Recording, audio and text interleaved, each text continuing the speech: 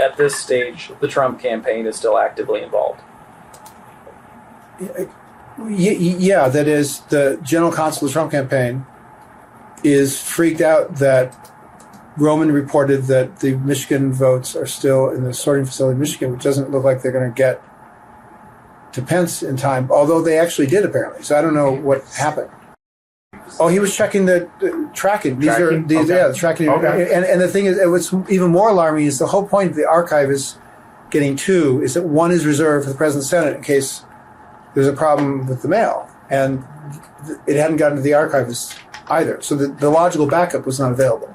So, yeah, so the general counsel of the campaign was alarmed and was chartering, well, they didn't have to charter a jet, but they did commercial. I mean, no, so that says that in the email. I forget if they chartered, but that's, this is like, so this is a high level decision to get the Michigan and Wisconsin votes there. And they had to enlist a U.S. senator to try to expedite it to get it to Pence in time. Michael Popok, Legal AF. If you ever wondered why Ken Chesebro pled guilty to a felony for being involved and being the architect of the fake elector scheme on behalf of Donald Trump, you just heard one clip that explains the reason why. Ken Chesebro has, in these audio tapes obtained by CNN and now revealed, and we'll be playing a number of very interesting ones, reveals a couple of facts we didn't know before. One, Ken Chesebro has always claimed that he had very little involvement in the actual movement of the fake certificates, the creation of the fake certificates, the logistics of getting the fake certificates into the hands of Mike Pence. That was all a lie. He and his lawyers have told everybody from the Jan 6 committee and in public after he pled guilty that he was just a lawyer, came up with a legal memo. He told everybody, don't use the certificates unless there was lawsuits that overturned some of the election results. And he doesn't know how the certificates got out without those warning labels. That's all a lie. That's all. I don't know any other way to put it, except that's all a lie. Ken Chesebro, once he's sitting down with prosecutors, tells the truth. And the truth is, he was intimately involved every step of the way with those certificates from their creation and their origin, what they would look like, what they would say, whether there'd be warning labels on them or not. Warning labels that was supposed to read, only use in case of an emergency after litigation results in some win for Donald Trump. Since Donald Trump got no wins in any of the 70 lawsuits that he filed, therefore, you were never supposed to use the certificates. But that's not what happened in real life. In real life, Ken Chesebro was involved with the decision to rip the warning labels off the fake elector certificates and force the fake electors, without them really knowing what they were doing, to sign them. These receipts to a coup that were signed by the fake electors, really not knowing the ramifications. But you know who knew the ramifications, according to Ken Chesebro? And we're going to play a clip next and show some emails. Mike Roman, who's the election day coordinator for Donald Trump and an indicted co-conspirator in Georgia. That's one. And Matt Morgan, the general counsel for the Trump campaign. They were busy working in coordination through Mark Meadows with Donald Trump on ferreting these fake election certificates, getting them in the proper shape to look like real certificates, and then they had to get them to Mike Pence, an unwilling Mike Pence. And how did they do that? Well, let's tune in again on another clip from my favorite audio of Ken Chesebro testifying to the Michigan prosecutors. Let's play another clip about the interaction and how these certificates, through the mule of Mike Roman, ended up with Mike Pence through a attempted charter of an airplane and the use of two elected officials at least, including Scott Perry and Senator Ron Johnson. Here we go. Here's the clip. So he finds Representative Perry, whoever is Pennsylvania, and who gets a staffer to agree to meet us at like 3:45 p.m.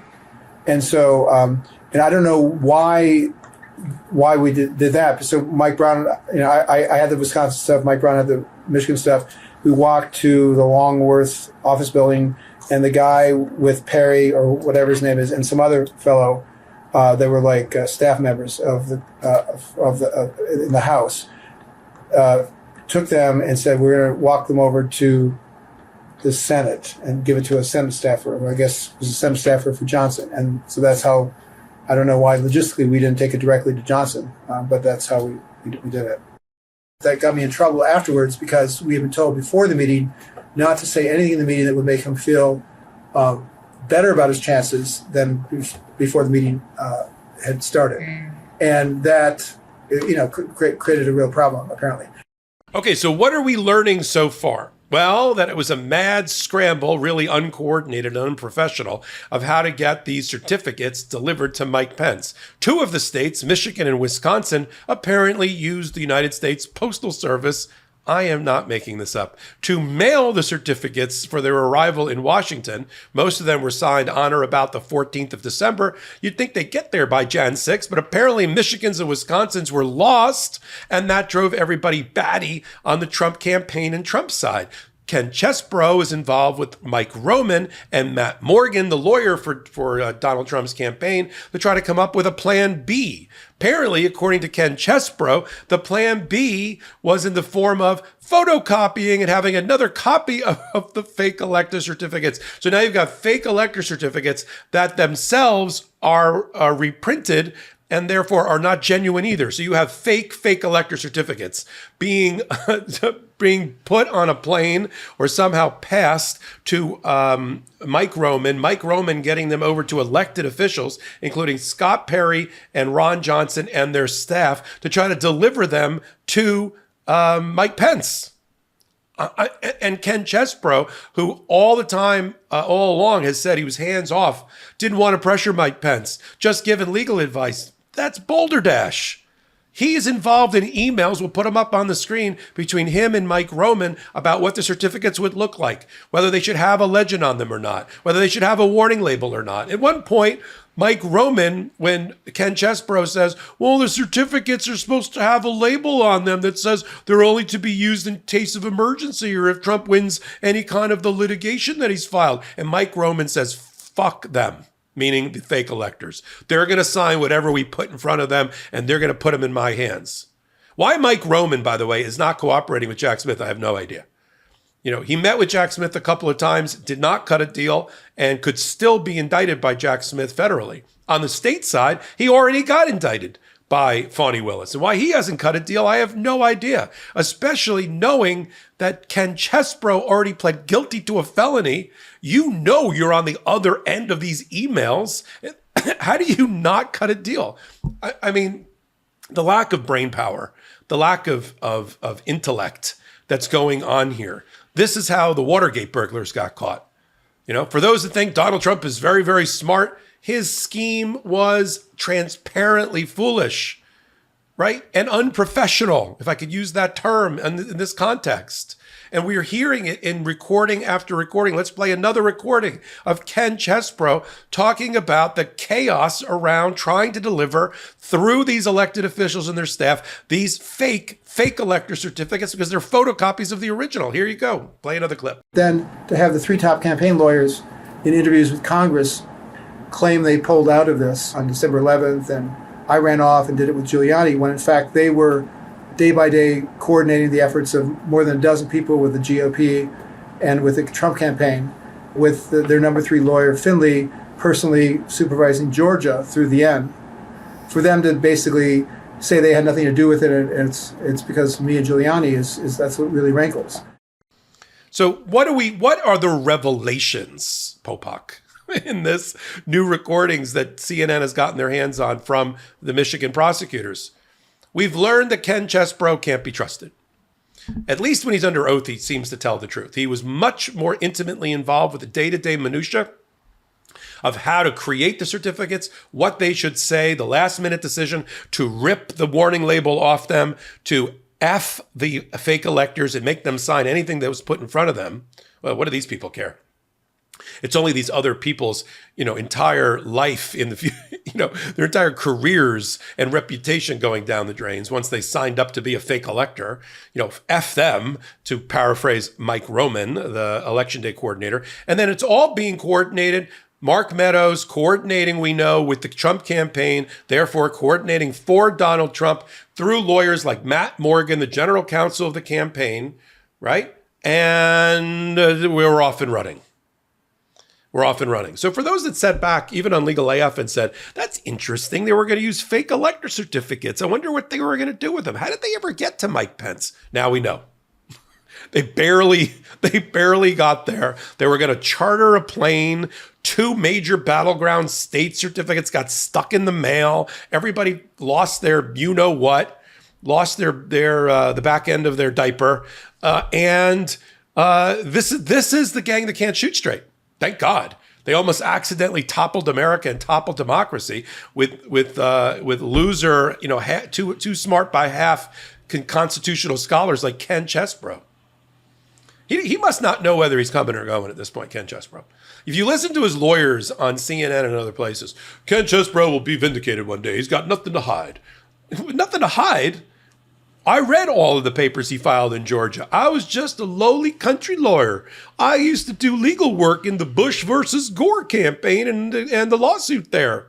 And I was just being a lawyer. I wrote memos. That's all I did. All you did?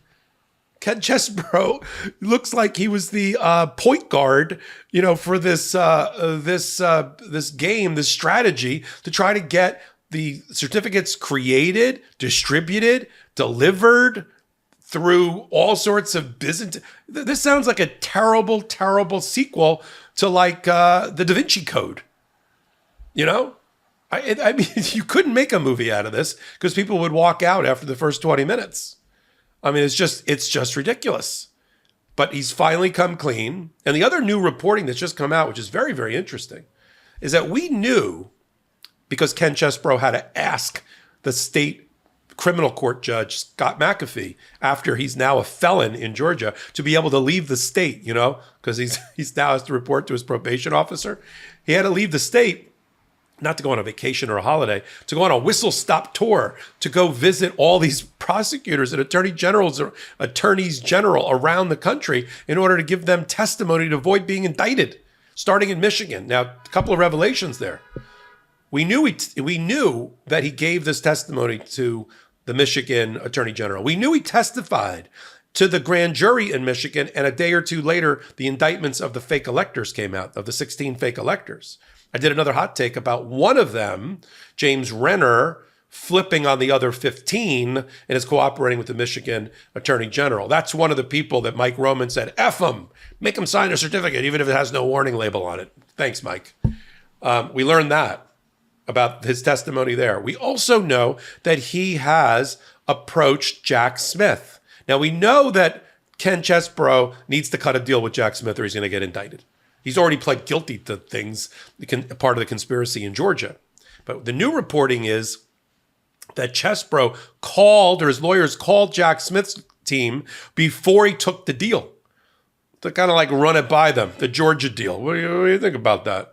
And apparently they're still waiting for a return phone call. I'm only half jesting about that. Like, well, we'll call you, don't you call us, was basically the response by Jack Smith's team. Now, eventually he'll have to go in there, especially with this new revelations and the transparency and the sunshine that all the media networks and now the MeidasTouch network is shining on this. He's going to have no choice, Chesbro. Mike Roman is going to have no choice but then to cooperate. Whoever is representing Mike Roman, I want to talk. Come to camera 2. Okay, I always wanted to say that. Cut a deal. Cut a deal for Mike Roman. He's going to go down in flames. It's malpractice if you don't guide your client to the right moment in time and have him cooperate. His co-conspirator, Ken Chesebro, is giving it up. Right? He's giving it up. He's like a piñata for the prosecutors. And all of this stuff comes out. That is, I assume, truthful now, although he was lying before. Mike Roman better cut a deal. Matt Morgan, the lawyer for Donald Trump, they're coming for you next, based on what's on these clips that we've been playing. Scott Perry, I don't know how Representative Scott Perry of Pennsylvania has avoided being indicted based on the information that's already in the public domain about his cell phones and text messages being picked up and his involvement in the attempt to cling to power and to stop the peaceful transfer of power by Donald Trump. He's one of the henchmen trying to be a courier. You know, the right-wing MAGA like to talk about Dinesh D'Souza's 2,000 mules bringing in ballots, for Joe Biden. That's all BS. I'll tell you who the mules were. Mike Roman was apparently a mule, and not a very good one at that. Apologies to mules, because he couldn't get these fake elector certificates on time to Mike Pence. Look, we'll continue to follow all this. When we hear about it, you'll hear about it with analysis to match. Only on the MeidasTouch Network on Legal AF, the podcast we do on Wednesdays and Saturdays at 8 p.m. Eastern Time. And on hot takes just like this one, give me a thumbs up if you like this particular one, because I'll do it again. It sounds like a threat. I'll do it again. I'll bring another hot take this way, only on the MeidasTouch Network, exclusively here. And then you can pick us up on audio podcast platforms of your choice. Just look up Legal AF. It's exactly what you think. And until my next hot take, until my next Legal AF, this is Michael Popok reporting.